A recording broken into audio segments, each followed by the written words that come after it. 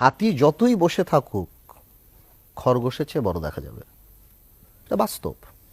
আমরা কি পারবো ভারতের মতো বা রাশিয়ার মতো বা রোমানিয়ার মতো বা ইউরোপের বেলজিয়াম বা জার্মানির মতো আমেরিকার সাথে টয়টক্কা দিয়ে কথা বলতে? না, আনসার ইজ নো, আমরা পারবো না। এটা বাস্তব, এটাই সত্যি কথা। সো আমেরিকা আমাদের কাছে রাষ্ট্রপতির উপরে, আমাদের এটা মাথায় রাখতে হবে। আমেরিকা সবচেয়ে বড় ডোনার, যার কারণে আমেরিকা স্যাংশন দেওয়ার পরে র্যাবের কিলিং বন্ধ হয়ে গেছে। আজকে এস আলমের 50,000 কোটি টাকা চুরিতে দুদক যখন কোনো কথা বলে না, আমরা আমেরিকার দিকে তাকিয়ে আছি যে আমেরিকা কোনো স্যাংশন দেয় কিনা। আরেকটা জিনিস, আমেরিকা যখন আমাদের দেশে স্বাধীনতার যুদ্ধের বিরুদ্ধে ছিল, তখন বাংলাদেশের মানুষ আমেরিকার বিরুদ্ধে ছিল। এখন আমেরিকার পপুলারিটি বাংলাদেশে বেড়েছে, বিকজ মানুষ দেখেছে যে গণতন্ত্র আনতে হলে বিএনপি আন্দোলন করে পারবে না, বিএনপি একটা গ্রাউন্ড ফোর্স। আনতে হলে আমেরিকার স্যাংশন, আমেরিকার ভিসা রেস্ট্রিকশনের ভয়ের কারণেই আজকে গয়েশ্বর রায়কে হারুন খাওয়া দাওয়া দেয়। আজকে হিরো আলমকে পেটানোর পরে 14 জনকে সেই মুহূর্তে অ্যারেস্ট করা হয়। এটা কার ভয়? এটা আমেরিকার ভয়।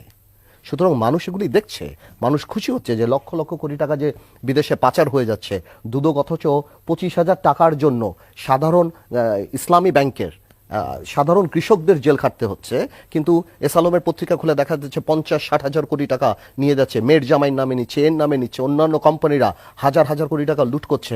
এখন মানুষ এই যে ইকোনমিক স্যাংশন যদি আসে বা এদেরকে যদি ধরে আনা হয়, এদের সম্পত্তি যদি বাজেয়াপ্ত করা হয়, তাহলে মানুষ খুশি, মানুষ দেখতে চায়। হ্যাঁ, মানুষ মিছিল করবে, মানুষ রাস্তায় নেবে। এই দেশের মানুষ জানে যে এই দেশে ভোট হয় না, এদেশে রাতে ভোট হয়েছে। We have created this situation যাতে আমেরিকা এখানে আসতে পেরেছে। এটা কিন্তু ইমরান খানের সিচুয়েশন না। Imran Khan is a popular leader, সেটা আলাদা।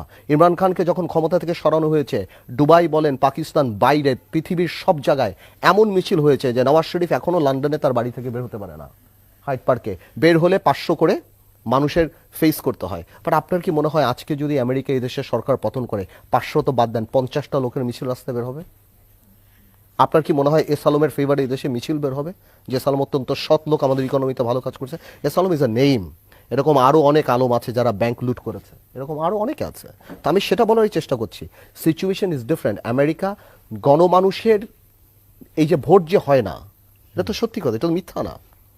এটা কেন হয় না, কিসের জন্য হয় না, কোনটা ভালো, কার অল্টারনেট নাই, সেটা বলার দরকার নেই। ইভেন কি আওয়ামী লীগই ভোটার আনতে পারে না।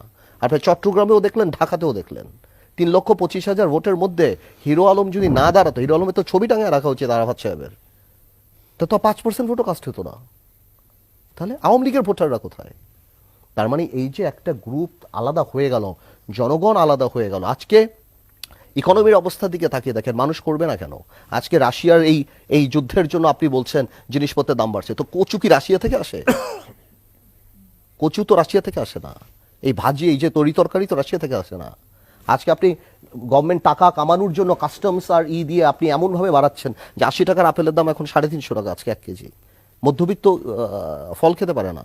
গ্রামের মানুষরা তেলাপিয়া মাছ আর চাষের পাঙ্গাস ও যদি না থাকতো তাহলে চেহারা দেখতো না। তো মানুষের তো না বিষয় উঠে গেছে, এটা তো মিথ্যা কথা না। ইকোনমি ভালো করছে, হ্যাঁ, ঢাকা সিটিতে মেব্যাক গাড়ি যাচ্ছে, মানুষ দেখছে 7 কোটি টাকার গাড়ি, এই 10,000 টাকার রিক্সা। এই ডিফারেন্স হচ্ছে। শুধুমাত্র এই দেশের মানুষরা মুসলমান আর বলে ইন্নাল্লাহ মায়া সাবিরিন, আমরা সাবার করি, আমরা আলহামদুলিল্লাহ বলি বলে এই মানুষরা রাস্তায় নামে না। মানুষ আপসেট। এই ধরনের ডিসপ্যারিটি, স্বাধীনতার সবচেয়ে বড় জিনিস ছিল সমতা। তো আজকে আমেরিকা কেন পপুলার হয়েছে বাংলাদেশে? আমেরিকা কোনোদিন হয় নাই।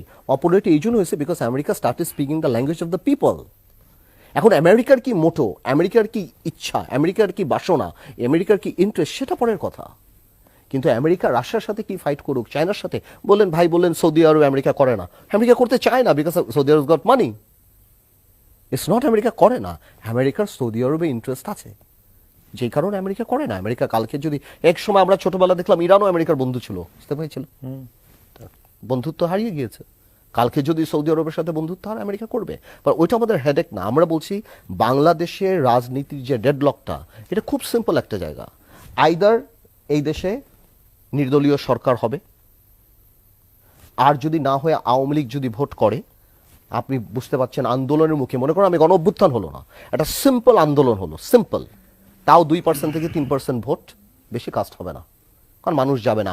ভোটের যে পরিস্থিতি দরকার, ভোটের যে উজ্জীবনা দরকার, ভোটের যে একটা রমরম একটা সিচুয়েশন দরকার, কে যাবে? আমি আমার অর্ধেক ভোটার মহিলা, আমি আমার মা বোনকে নিয়ে ভোট দিতে যাবো যদি শুনে এখানে একটা বোম পড়ে, ওইখানে একটা মারিপিট হয়, তো 2 থেকে 3% আর কিছু ভোট চুরি টুরি হবে। প্রশ্নটা হলো এইভাবে আওয়ামী লীগ ক্ষমতায় আসার জন্য আওয়ামী লীগ কি রেডি নাকি? যেখানে আওয়ামী লীগের মন্ত্রী মিনিস্টারদের গোলাপ সাহেবের 4টা বাড়ি, এই সাহেবের 5টা বাড়ি, ওই সাহেবের আমেরিকায়, ওই সাহেবের কানাডা, ওই সাহেবের এইখানে, বড় বড় যারা যারা আছে কন্ট্রোভার্সিয়াল বিজনেসম্যান আওয়ামী লীগের বড় বড় লোকরা, এরা কি আগামীতে স্যাংশন খাওয়ার জন্য রেডি বা ভিসা রেস্ট্রিকশন খাওয়ার জন্য রেডি? আপনি যখন অনেক দেখুন, আপনি এখন এখান থেকে বাড়ি চলে যাবেন রাত বাজে 1টা, কিন্তু 1 কোটি টাকা দিলে যেতে পারবেন না। তখন উবার খুঁজবেন, সিকিউরিটি খুঁজবেন, টাকাটা কোথায় রাখা যায়। এখন আওয়ামী লীগের অবস্থা হয়ে গেছে সেরকম। You want to protect the money. প্রশ্নটা হলো আওয়ামী লীগ তো করতেই পারে। আজকে যদি আমেরিকা না থাকতো, আওয়ামী লীগ 10,000 লোক জ্বালিয়ে ফেলতো। কোথায় সব জেলখানায় থাকতো, ফখরুল সাহেবরা জেলে বসে থাকতো, একসময় দেখলাম না যেই কথা বলতো তাকেই ধরে নিয়ে যেত কত। কিন্তু আজকে তো সেটা হচ্ছে না। তার মানে আমেরিকার ভিসা রেস্ট্রিকশন কাজে দিচ্ছে। তো এখন আওয়ামী লীগ উইল চুজ। আর আরেকটা কথা খুব ইম্পর্টেন্ট, আপনার যদি বিরোধী দলকে দমন করতে হয় তাহলে প্রথম থেকেই দমন করতে হবে।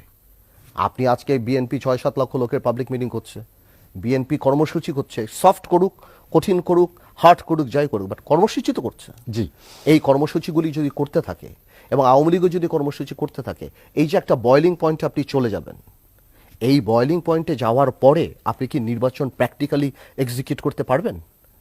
2014 সালে যে ডিসিরা 153 জন এমপি বানিয়েছে, আজকে কি ডিসিরা এই ভিসা রেস্ট্রিকশনের পর এটা করবে? আজকে যে এই দুর্নীতির ব্যাপারগুলিতে যে আমেরিকা ঢুকেছে, আজকে আপনি অবাক হয়ে যাবেন। এই যে আপনার সিকিউরিটি এক্সচেঞ্জ কমিশন রেগুলেটর যে রুবায়েত শিবলি সাহেব, না ওনার নামে পেপারে দেখলাম যে চোরাই টাকা 2.5 কোটি না 3 কোটি ওনার অ্যাকাউন্টে আসছে। আরও 2টা অ্যাকাউন্টে আসছে, যেই আমি শেষ করি কথাটা, আরও 2টা অ্যাকাউন্টে আসছে যেটা কোম্পানির নামে, সেখানে দেখা গেছে ঘুরে ফিরে উনি আইদার ওই কোম্পানির পার্ট। তো এইভাবে ইনস্টিটিউশনের হেডরা যখন কারাপশনে চলে যায় এবং বিরাজনীতিকরণের ঘটনা যে আসে, গতবার করোনার সময় দেখলাম এমপি পাশে বসা ডিসি সাহেব কথা বলছেন, এমপি প্রায় ডিসিরে পারলে বলতেছি একটু আমার কথা বলেন না। তো আজকে পার্লামেন্টে আমি ওই দিনও আমার একটা জায়গায় বলেছি, আজকে সালমান রহমান সাহেব, আনিসুল হক সাহেব, শাহরিয়ার সাহেব, কখনো কখনো আরাফাত সাহেব, এরা গভর্নমেন্টকে রিপ্রেজেন্ট করছে বিদেশিদের কাছে, সিনিয়র পলিটিশিয়ানরা নাই। তো আসলে তো এমন একটা ডেডব্লকের জায়গায় তো চলে আসছে। তো আমার মনে হয় আওয়ামী লীগ নির্বাচন করতে পারবে। কোয়েশ্চেন, ওই রিস্কে ওনারা যাবে কি যাবে না।